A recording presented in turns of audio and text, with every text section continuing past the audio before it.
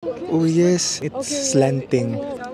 Look, Mexico was built on lake. So sa area daw na pinagtayuan ng Basilica, dito daw nagpakita si Virgin Mary. Ito na guys yung image ng Our Lady of Guadalupe. Wow! Buti makyat tayo, kita natin yung view. Wow! Hola! Hola guys! Good morning from Mexico City. This is Dave, the Curipo Traveler. Hinihingal tayo kasi mabilis tayo naglalakad papunta sa meet-up point natin. Nag-book tayo ng day tour. Yung meet-up ay 8:20. Ang oras ngayon ay 8:01. Tiwala naman ako sa bilis natin maglakad. Hinasa to ng UP Diliman. 2.2 kilometers.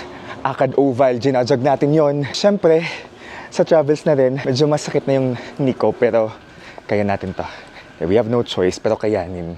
If you will travel in the Philippines, abroad, here in Mexico, malay natin makapunta kayo dito or baka pinapanood nyo to dahil pupunta kayo dito. You can book your activities, travel items, hotel, via Klook. I just may promo code DaveGinoKlook para maka-discount kayo. Kung magbubook kayo ng hotel sa Agoda, you can use my Agoda code, DaveAgoda, para I think 10% off discount kayo. Abot naman siguro tayo, 13 minutes. Saya maglakad dito sa area natin in Roma Norte. Dami ding hotel sa area na to. Ganda. Kanina actually, iniisip ko mag-Uber. Kasi may Uber din dito eh. Or train. Or bus. Pero iniisip ko maglakad na lang tayo kasi yung public transport nila baka mas matagalan tayo. Ayoko guys mag-Uber. As much as possible kapag nagta-travel tayo, iwas talaga tayo sa taxi, Grab. Mas masayang i-immerse ang sarili kahit alam mo nagpapanik ako dito. Charing. Pero feel ko naman naabot tayo. Ito, sample na kanilang public transportation system. That's for the buses. Lapit na, lapit na. 3 minutes. I knew it. Ito na yon. Nandito yung mga tao. Umabot tayo guys. 8:13. Ganito tayo lagi. Clutch. But we made it. For free, di tayo nag-Uber, di tayo nag-public transport. Ipakita ko guys yung binook natin. So this is Teotihuacan, Tlatelolco, and Basilica of Guadalupe tour. Oh my gosh, forgive me if I pronounce something wrong. Pero it's worth 3,235 pesos. Recommended din ng isa sa mga si Mama Jing. Okay, napunta na siyang Mexico. Yung Guadalupe Basilica. Tapos, i-comment ko to sa comment section, alright? Yung link to this. Ito yung magiging itsura ng ating itinerary, inclusions. So, Teotihuacan and Basilica of Our Lady of Guadalupe. Kasama na yung bus, meet-up place, Miga. Our voucher was checked. Unang tinanong sa atin yung pangalan natin. So, it's Dave Gino. I love it, he pronounced it right. Nami-mispronounce siya minsan. Guino. Pero, it's Dave Gino guys. Okay, Gino as in G-U-I-N-O-E. Buti yung take home natin kagabi from the taco place. Kasi ang dami ng taco, 5 tacos. Yun yung ginawa nating breakfast para hindi tayo gutom. At least, di tayo may problema, hindi na tayo gagastos. So, this is how it looks like at 8 a.m. Actually, mga 8:25 na. Hindi naman 8:20 umalis. Kakaiba tong puno. Feeling ko hindi nyo masyadong kita yung bunga. Bunga or flower. Para siyang fruit. Or flower lang siguro yan. Nasa loob na ng bus guys. Siyempre dito tayo sa may window seat at sa may harap. Nauna tayo. Third honors tayo.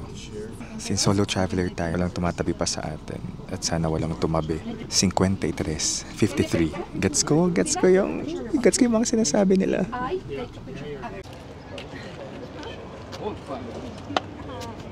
We're in our first stop. So this is Tlatelolco. So meron tayong 3 stops today. Punta din tayo sa Guadalupe na church. The most important church here in Mexico. As much as I love DIY, okay din yung nagtutour kasi convenient. Nakaupo ka na lang sa bus tapos susunod ka na lang, makikinig ka na lang. Mas marami akong natututunan din kapag nasa tour kasi I can ask questions sa tour guide. Ganun yung value ng tours for me. Ang pinupuntahan natin ngayon, it's an archaeological site in Mexico City.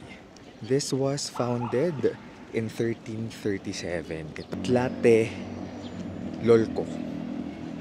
Hernan Cortés, he heard all of the gossips about the Aztec treasure.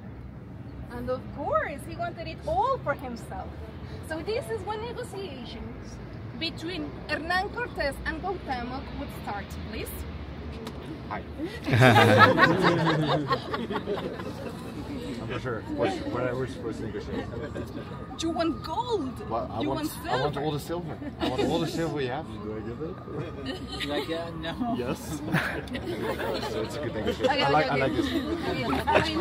This never happened. Hernan Cortés was not that sweet and polite. Okay? And he was not like, should I just give it to him? Like right away? No. Dami kong natutunan in a span of ilang minutes yon? 10 minutes? Ang galing ng tour guide natin. Ang galing niya magkwento. It's like we really traveled back in time. So this plaza is called Three Culture Plaza. Kasi itong nakita natin dito, that is from the Aztec civilization. So before the Spaniards came, okay? So important terms or words, Aztec, na-mention ko na to sa vlog natin kahapon, I mean sa previous vlog natin, Aztec, ito yung civilization, empire, from 1300s to 1500s. So this was the civilization before the Spaniards came. Itong lugar kung nasaan tayo, dito nangyari yung pananakop talaga. Popular itong lugar na market before. This was a major market in Mexico. Everything was sold here. Sabi nung tour guide natin, all sorts of products were sold here from meat to vegetables, mga metals. So itong mga bato na ito, these are real, okay? Mga remains yan from the Aztec era. I mean from the Aztec civilization. Kaya siya tinatawag na Three Culture Plaza kasi ito meron tayo ditong pre-Hispanic, pre-Spanish era or the Aztec. Tawagan na lang nating Aztec. Huwag nating i-attach yung Spanish. Aztec Empire. This one, the church of course, they did not just colonize the Mexicans with dahas tulad ng Pilipinas, pero spiritually, they were also conquered as well. So this was built in 1500s. Yung mga bato, ginamit nila sa church na to. Pasok tayo sa church. Yung Spanish, they used religion to conquer yung mga colonies just like the Philippines. Ito yung loob ng church.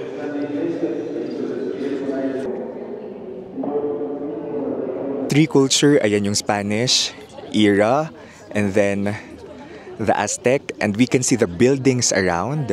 So that is the present, the modern culture. Aside from weapons, bit-bit ng Spaniards, nung sinakop nila itong Mexico noong 1500s, illnesses, pandemic, cholera, yung mga ganyan, pati mga STD din, gonorrhea, they weaponized the illnesses para mamatay yung mga tao, no? So yung pinuntahan natin, itong nasa likod natin, that's the last city-state of the Aztec Empire. Basta ang galing ng tour guide natin.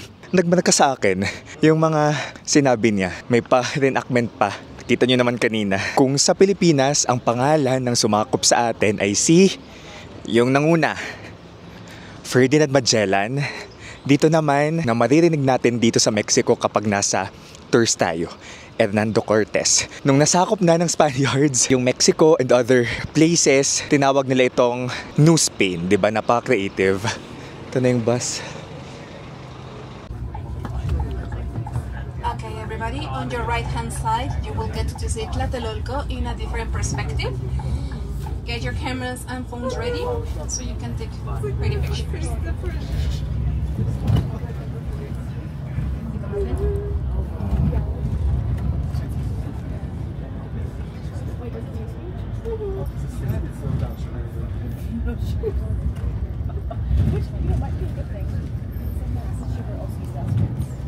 The most important religious site in Mexico, Basilica of Our Lady of Guadalupe. Tapos dito yung meet up natin later.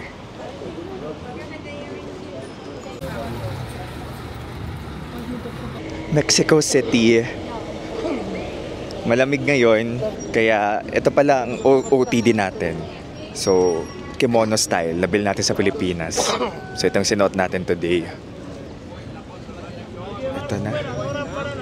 We're entering the Basilica. Marami ditong mga souvenirs, mga rosaryo. Annually, this is visited by around 20 million people from all around the world. Wow. Ang laki niya. So sa area daw na pinagtayuan ng Basilica, dito daw nagpakita si Virgin Mary sa Mexican Aztec person na yung pangalan niya ay si Juan Diego, na ngayon ay isang saint na. So nagpakita siya ng ilang beses si Virgin Mary kay Juan Diego. Tapos nandito tayo ngayon sa area kung saan siya nagpakita. And nabasa ko rin online, noong 1700s nagkaroon ng deadly plague dito sa Mexico. And naniniwala yung mga tao na yung nagwakas talaga, yung tumapos sa plague ay si Our Lady of Guadalupe. Since then, ginawa na siyang patroness of Mexico. This is such a huge complex.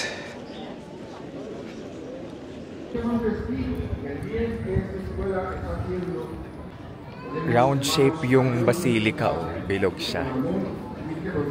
Pero okay lang kahit saan tayo pumasok. Isa sa mga important religious sites, not just in Mexico but in the world, kung saan nagpakita yung Our Lady of Guadalupe. So hindi lang siya patroness ng Mexico, kundi ng buong Amerika. Nasa loob na tayo ng Our Lady of Guadalupe.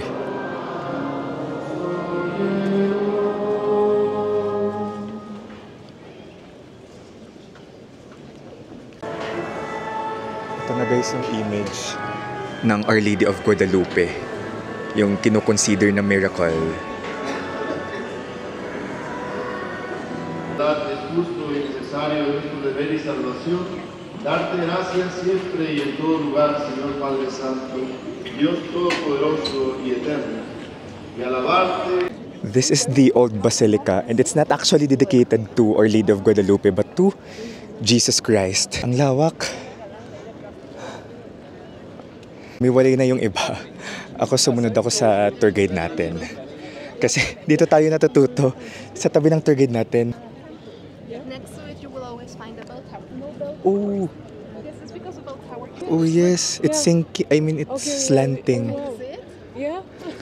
Wait, it's slanting, guys. The tower of Of Look. the new basilica, exactly. Kasi Mexico was built on lake. From Netherlands. Kaya Oh, wow, from the Dutch. lumulubog na guys yung Mexico. Oh, so they restored this one. They restored this one. But still, it was not. Yeah. So this was close 27 years just to restore this. But still, it's slanting.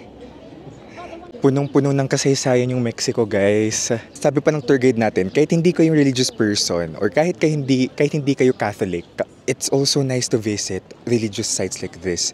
Just like how we visit temples in Bangkok, in other countries. Antigua Parroquia de Indios. This is the oldest building in the Guadalupe complex.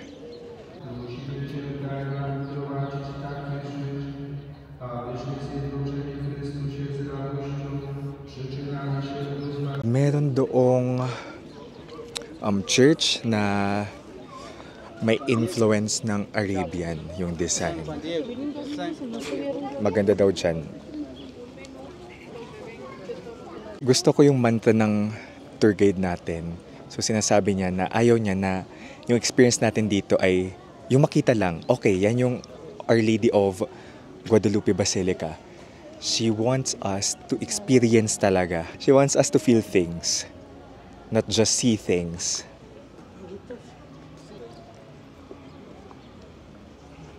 Renovated, I think.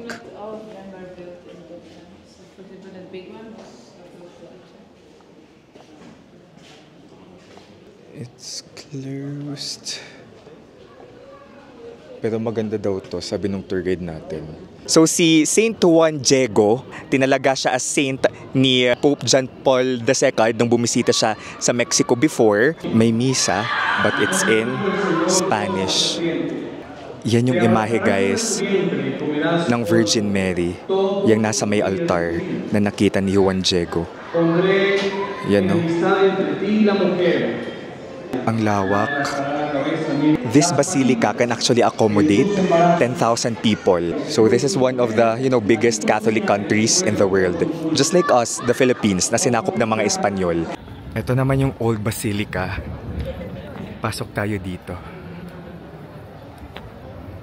Wow. Ganda. Ganda guys, oh.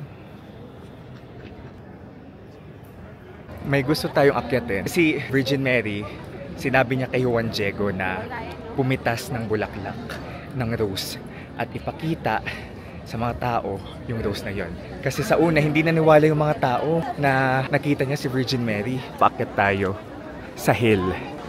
Ito, may image siya dito.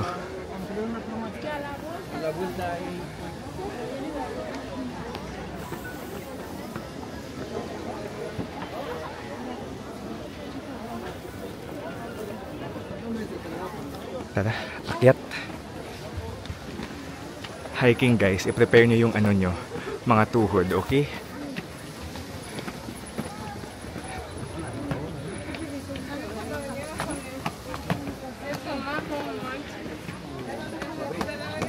May mga image ng Virgin Mary kung saan pwede kayo magpa-picture.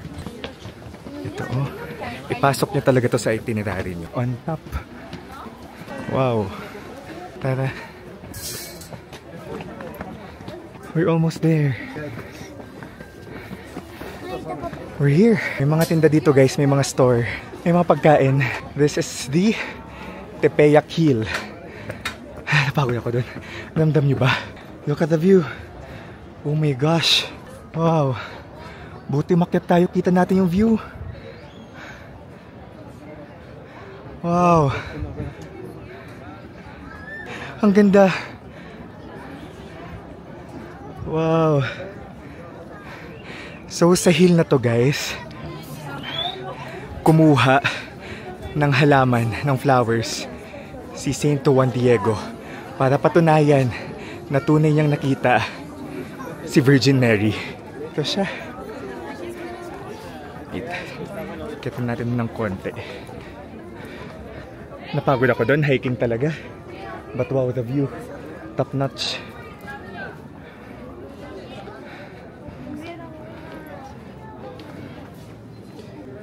May piling tao dito.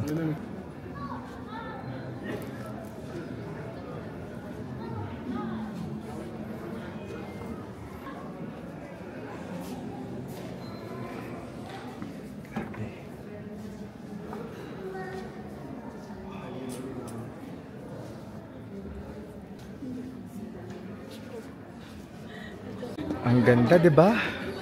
Sulit umakyat. May mga banyo pala dito. Tawag din nila sa CR banyo. Labas na tayo.